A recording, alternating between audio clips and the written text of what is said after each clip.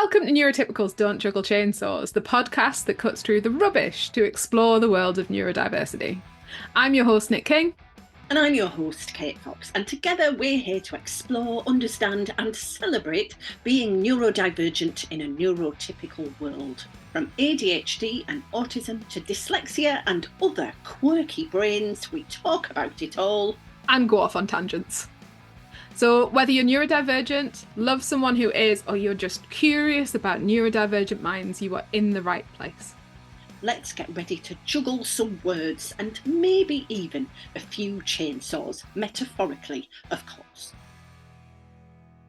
Hello, everyone. Welcome back. It's me, Nick King, and my fabulous co-host, Kate Fox. And today we are going to talk about why the neurotypicals think juggling chainsaws is weird. And Kate's got some fabulous facts about the first person who juggled chainsaws. Yes, fabulous storyteller Gav Cross actually has come across the story of Dick Franco, who is credited with inventing chainsaw juggling while working the entertainment circuit in Reno in 1983. So I was going to say in a surprised way, oh, quite recent, but I suppose it's not like they had chainsaws in, I don't know, 1780. Yeah. So apparently he got the idea whilst walking past a lawnmower store where a petrol-powered chainsaw beckoned to him. He said it was very heavy, about 12 pounds, but it felt good in the hand and had a big handle that I thought I could catch. I bought it and took it home to see what I could do with it. After making some adjustments to the machine, Franco brought it to the hotel where he worked to practice tossing it. When the cast and showroom staff saw me practice, the hotel was buzzing about it. I was determined to find a way to juggle 3 of them, Franco says. So we'll hear a little bit more about him later. But so I feel it's I mean, he's driven there, isn't he, by a Like a I mean, not, curiosity. yeah. And I mean, I do think it's our neurotype that thinks like that. Like that we see something and think, I wonder if I could just use this thing or do this thing in a way that I find fascinating and that might potentially bring me joy. yes. That seems to be a good summary of his process. And to me, it is the obvious process that ideally everyone would go through when choosing what they're going to do in their life for their vocation, for their being. But that does not seem to be how society works, does it? These are often not the recommended methods, or not exactly. Although I am just remembering, like we had a careers officer, and you would go in and you would fill out some sort of questionnaire, and then the careers officer would bring you a printout. This was like 1989 or something, and the Yeah. printout would say, "Good jobs for you would be researcher." Is that what yours was? I do remember researcher on the list. Can't remember anything else. It probably did say journalist, which is the thing I first trained as, actually. So it was not wildly inaccurate. No. It was I mean I think I got teacher, which isn't a million miles away. I've always in some way shared knowledge. Um and yeah, information, and in a way that is always teaching. But obviously it's different. Yeah, I definitely had teacher on the swamps. But again, it's a very, even though it's probably quite a long list, it's still a very narrow list. I doubt Chainsaw Juggler was on that list I at don't all. think it was. No, I don't think anyone got that one. And actually, crucially, so for me, performance poet was not on that list. Who would think that you could, and this is the thing, and I have often said it, if you were in a Bradford comprehensive school in the late 80s, is poet going to be on the list of things that we think is possible? No, well, no, we're studying John Donne for A level. How little that which thou deniest me is this flea which gives a kiss. Anyway, that didn't seem like my path, and yet actually, and it has been the perfect path. And had there been a neurodivergent Be Yourself seminar in 1989 in a Bradford secondary school. Again, I mean, it's not even a thing now. Oh, that's just made me sad. There's not a thing in schools now, is it? Really? A neurodivergent Be Yourself career seminar. I mean, the work that you do is, Nick, really, in terms of training. Ah, you're kind of saying no. So, yeah, I say more think about that. Are you able to do any elements of that?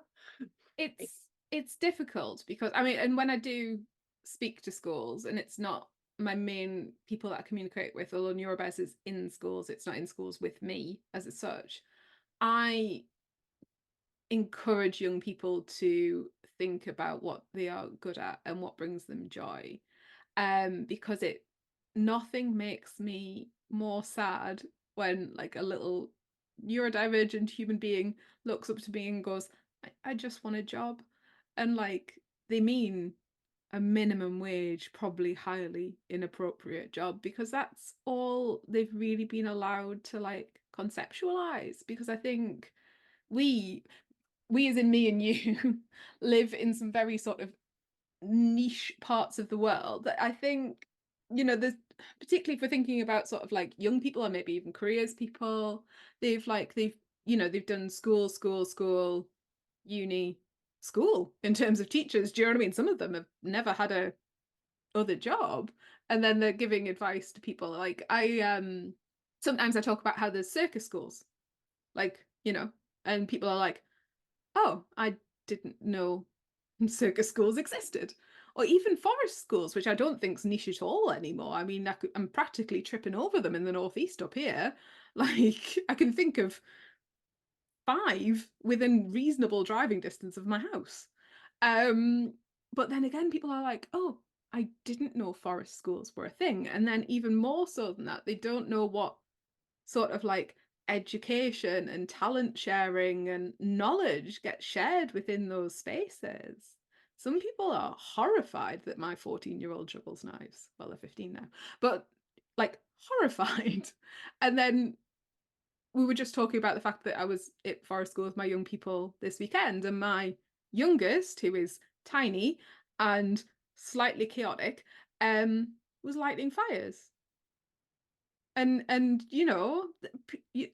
think, and as well, like I was thinking, it's like a risk assessment, isn't it? If you don't understand how, and you don't have that sort of that knowledge and that understanding of how jobs and lives and things can look incredibly different, you do a very, very different risk assessment of it.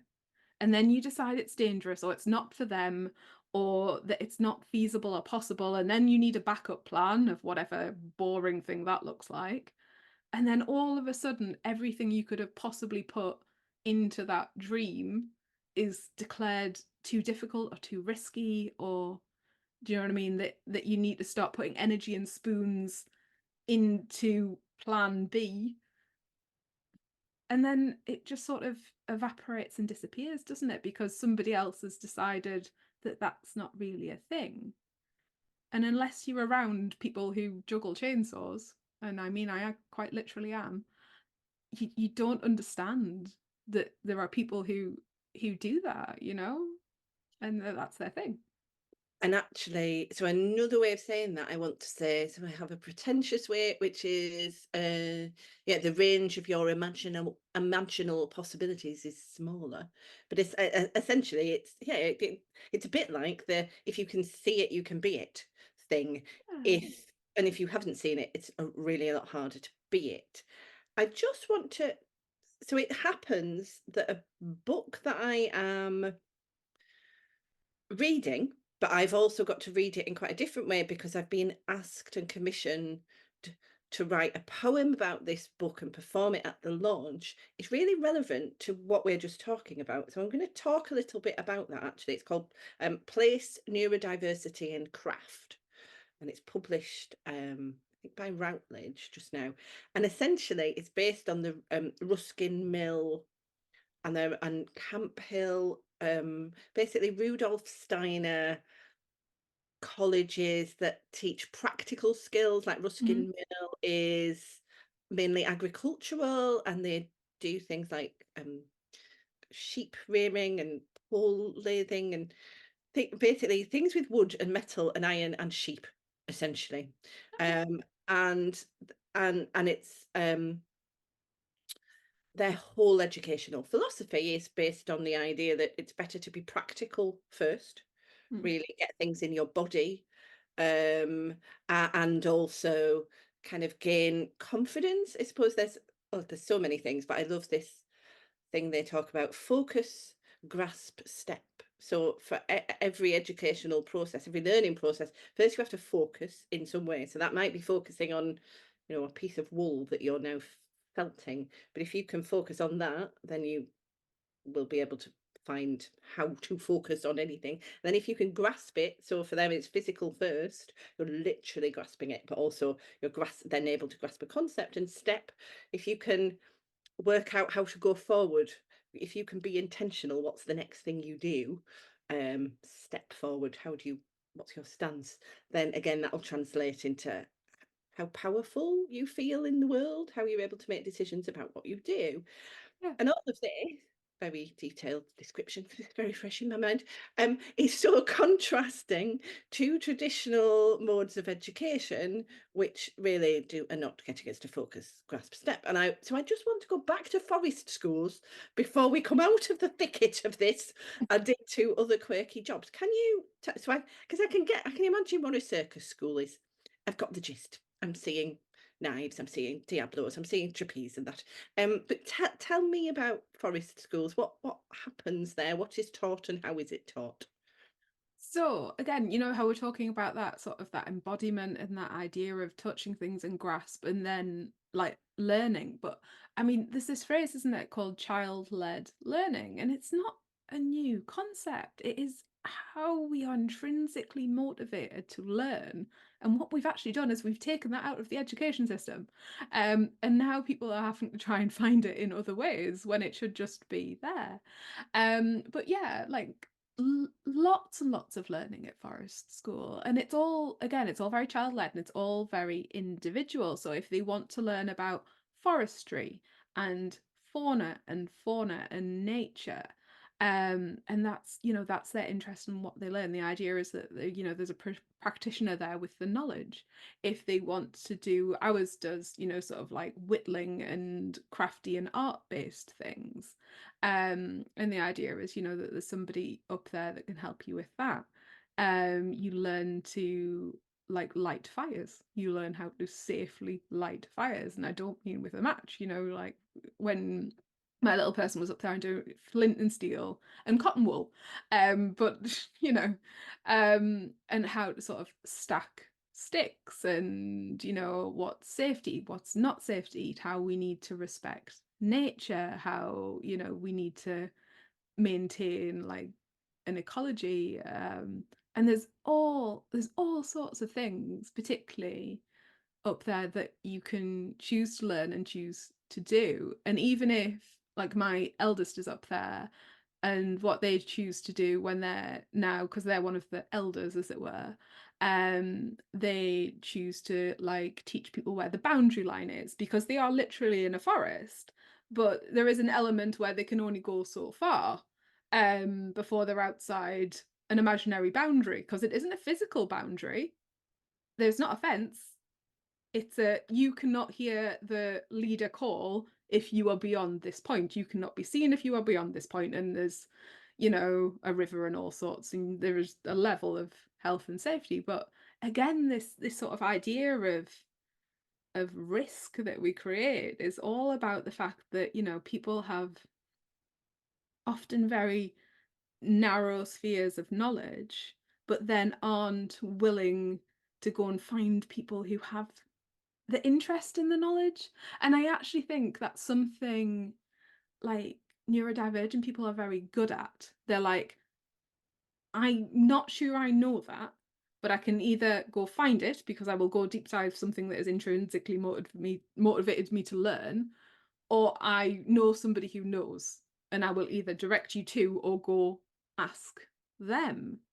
And I think because we are monotropic and we deep dive the things that interest us and motivate us, we have that sort of that level of knowledge. And I also think I know a lot of neurodivergent people who have a very good idea of knowing what they don't know, which is also a skill within that, and an understanding of that.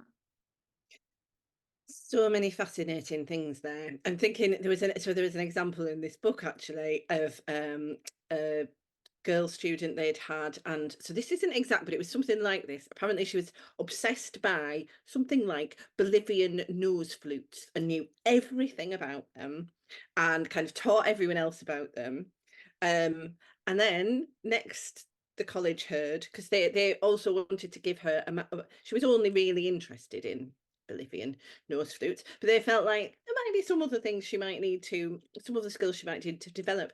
Eventually, where did she go? Off to Bolivia, to where the nose flautists are, to learn how to play with the tribespeople there. And it's like, yeah, that is the level of monotropic knowledge seeking and gathering. So if that can be encouraged, I want to, it was fascinating that you mentioned about Z and the boundary line.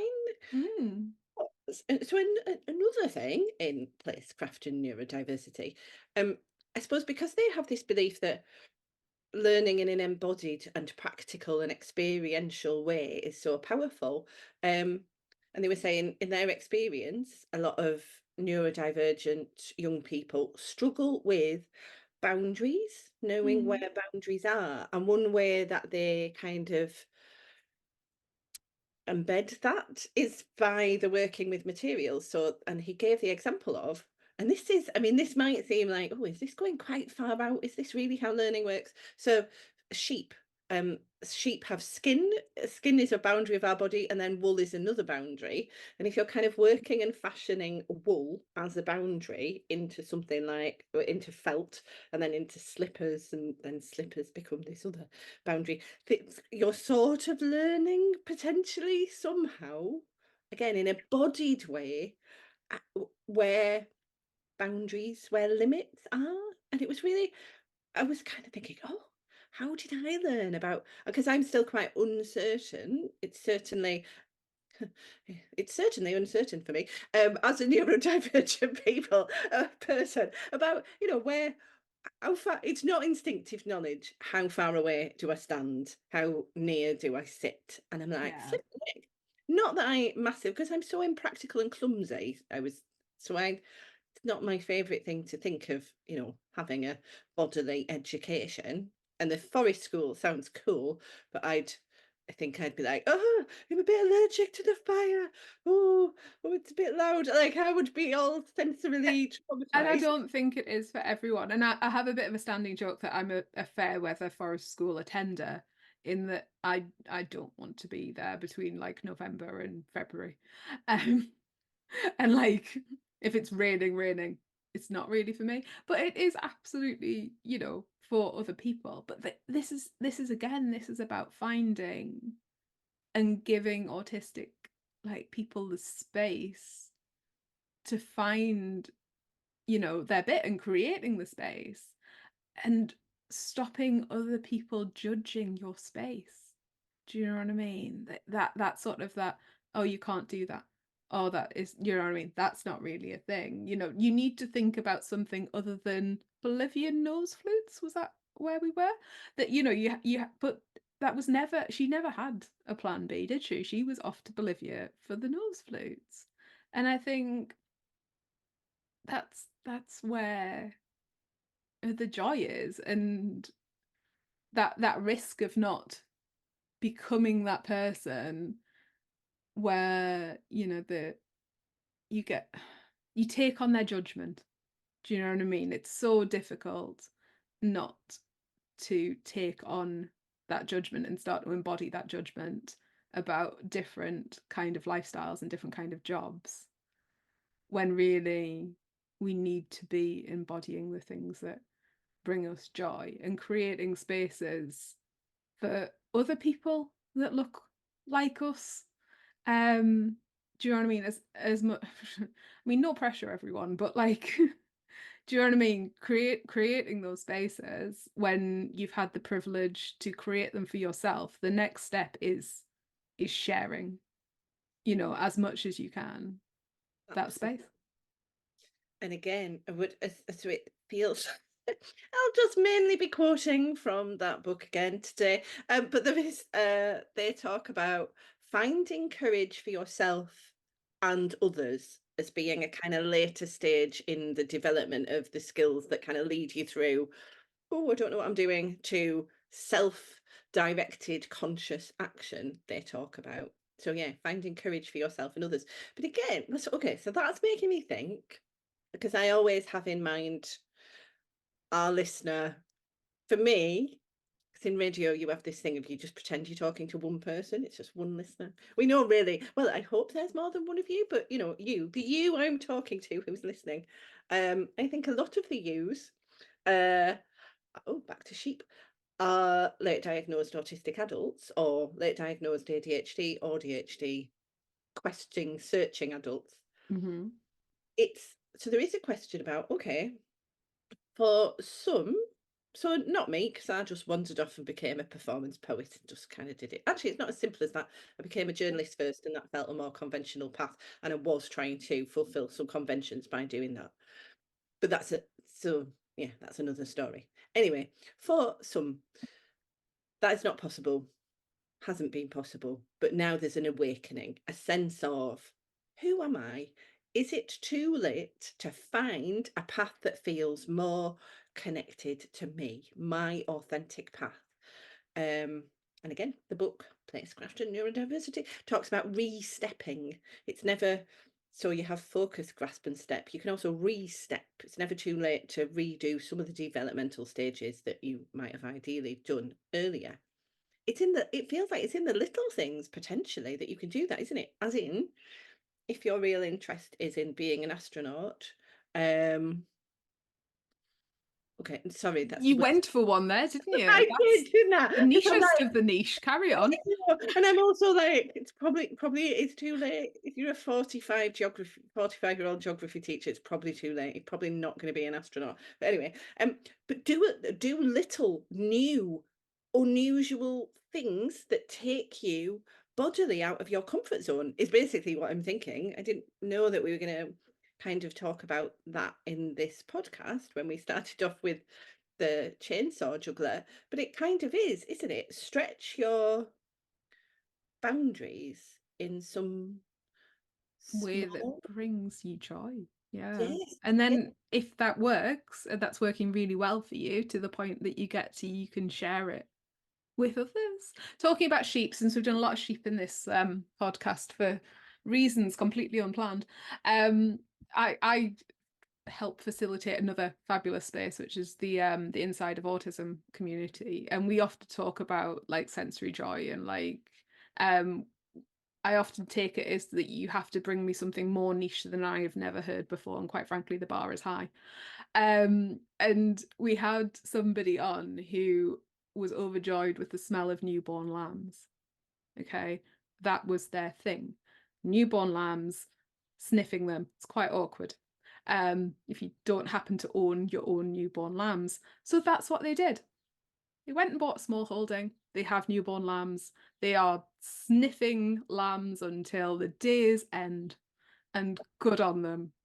But this is the thing, isn't it? And I mean, absolutely, there is, you know, we will talk about privilege until the day's end. And in my personal circumstances, what we have is we have the privilege that there is a circus school within like 10 miles of my door, and that it is entirely run by very safe, brilliant ND people and is a brilliant accepting space. And then at the same time, exactly forest school as well, you know, like again 10 miles away from my door, brilliant ND accepting people who have some quite a lot of them, particularly in the forest schooly one, they did teaching. Do you know what I mean? They did teaching and then they were like, oh my God, this is burning me out. I need to go set fire to things in a forest. Do you know? But the owner of that forest school just decided she was doing it one day. Do you know what I mean? That was it. That was off to buy a forest. And I think sometimes when we have gotten to that point where, you know, we can share our privilege and we can share our, we often simplify it. Do you know what I mean? I'm often like, oh, I woke up and thought about the bears. And like we often very much, and we were talking to somebody on Friday for a podcast that you will eventually get hold of. And we talked about the fact that it's often we feel like, we're like, oh, it just happened. And it never just happened. There's a huge amount of sort of like personal growth and personal thought and opportunity and, privilege, luck, knowledge. It's huge realistically. But I think, if we can reflect on what we can do, reflect on what brings us joy, reflect on what we can share, um, it's a beautiful place to be. And if we happen to be like walking along the street looking at some chainsaws, um, and being the first person who thought that was a good idea, other people can follow in our footsteps and also juggle chainsaws, and then you can randomly meet Nick and then they'll name a podcast after you, and like you never know where these things are gonna take to an end.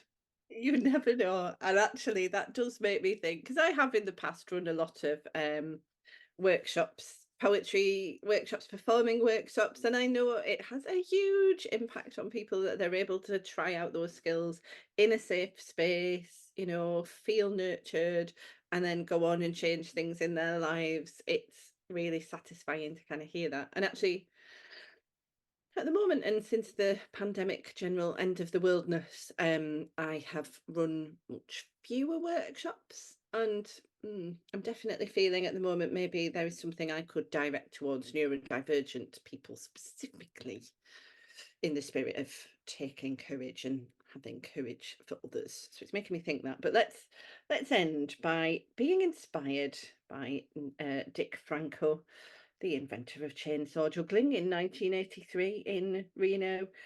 And it's just nice to hear a little bit more about his chainsaw thoughts. I think we should hand it over to you, the listener, to decide whether you feel that he is.